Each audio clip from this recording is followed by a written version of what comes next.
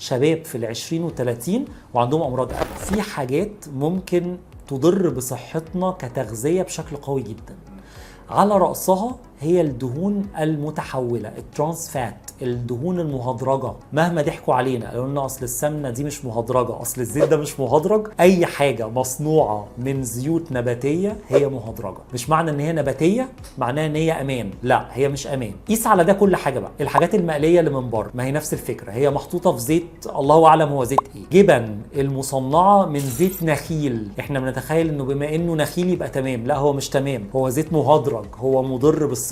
فكل الزيوت المهدرجة هي بتترسب في الشرايين بتاعتنا وتؤدي الى نسب قوية جدا وعالية جدا لامراض القلب والشرايين في سن صغير. عشان كده النهاردة بقينا نسمع عن شباب في ال20 و30 وعندهم امراض قلب، ودي ممكن اكتر حاجة واخطر حاجة تودينا ورا الشمس.